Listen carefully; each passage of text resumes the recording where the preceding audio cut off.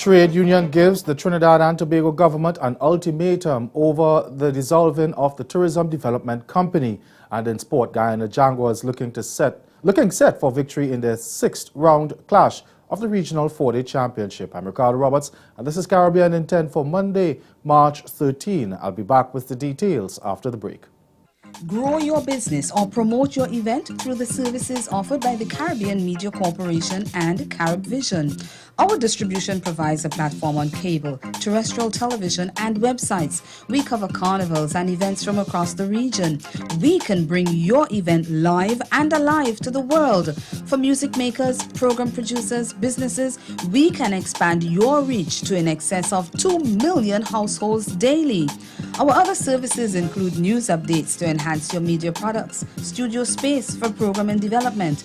We can facilitate the launch of new products and services and training. Contact us and we will help you unleash your creative ability, develop products and services, and provide the medium to watch them grow. Contact Loretta Skeet at cmccaribbean.com or call her 1-246-467-1044 or 1-246-253-3889. Call and book your carnival or event today.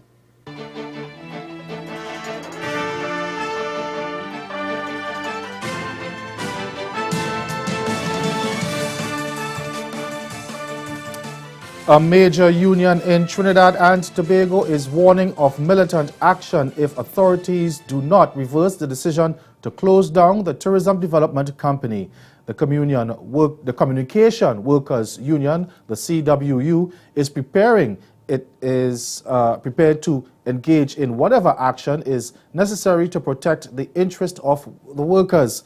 Not only has CWU President Joseph Remy given the government until next Monday to roll back the decision to replace the TDC with two separate entities, but the union also wants the Prime Minister Dr. Keith Rowley to dismiss Tourism Minister Shamfa Cudjoe over the plan. Cudjoe had announced the decision last Thursday, which she said was aimed at developing the tourism sector in the Twin Island Republic.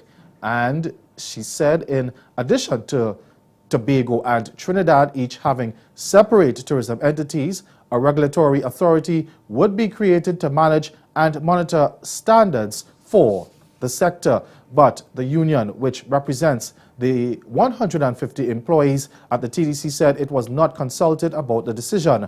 The president said he had received a call from the minister last Thursday, during which she indicated a decision relative to the TDC was taken and she wanted to inform him of that decision before he found out from the media. He said that conversation lasted less than 2 minutes and was not any consultation. The union president also charged that the decision reeked of, quote, anti-union, anti-worker tendencies, end quote.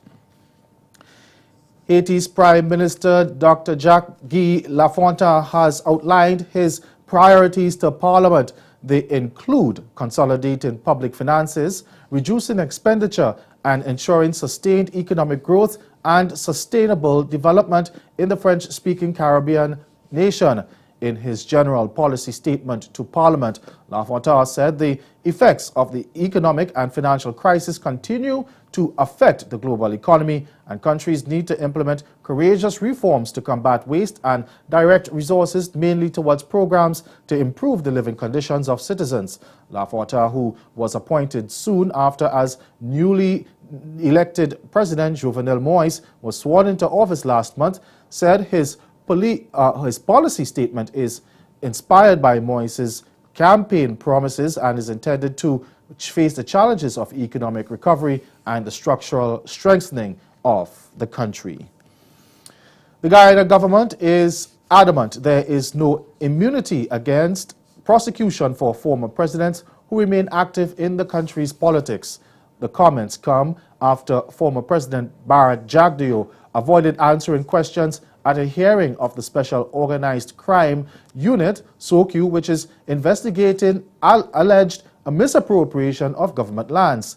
Minister of State in the Ministry of the President, Joseph Harmon, says there are certain exceptions to immunity. Though there are immunities, there are certain exceptions because you cannot commit an egregious type of act, which is something that an international court or anybody can deem to be as such, and still believe that nothing will happen. The minister said that the constitution can be looked at in different ways. He says the view of the government is Article 182 of the Constitution makes provision for presidential immunity while the person is in office. But the situation in Guyana has become so different that the anticipation, I believe, the expectation of the framers of our Constitution was that a president, once he leaves office, will basically have a more quiet, sedate life. But the situation again is totally different. You have people who had been in office as president and now in the National Assembly. So how could you claim those immunities while you are actively engaged in day-to-day politics?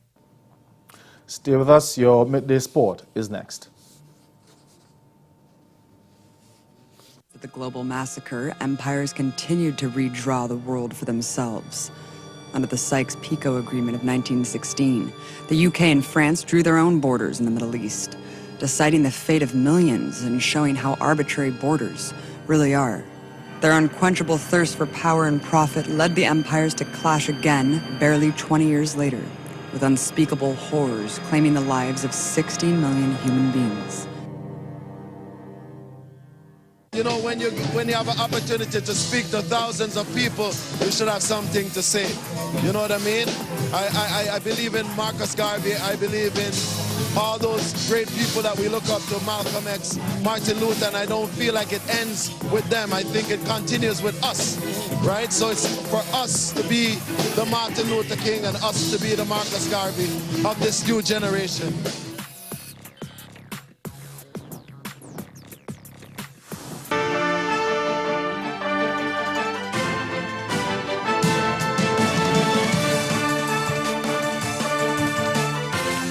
All-rounder Raymond Reefer picked up the ideal time to grab his second first-class 5-wicket haul as he undermined leaders Jamaica Scorpions and put reigning champions Guyana Jaguars in pole position to take victory on the final day of their 6th-round clash in the regional 4-day championship.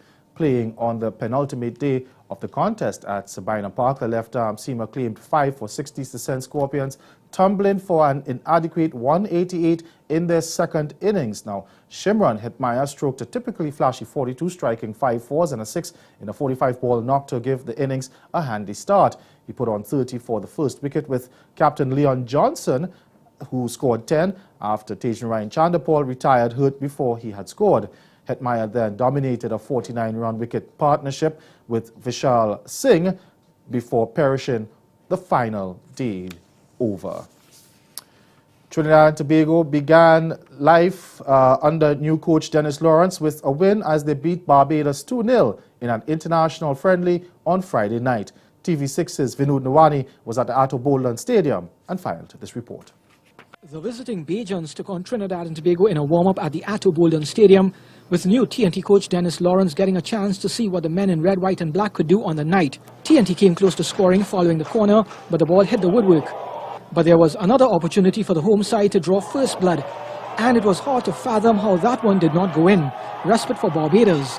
However, there was no denying TNT in the opening half as substitute Jamil Boatswain collected a long ball, evaded his marker and fired home. His rasping shot gave the keeper no chance, 1-0 to the hosts. Barbados also found it. That's Caribbean in 10. Good afternoon.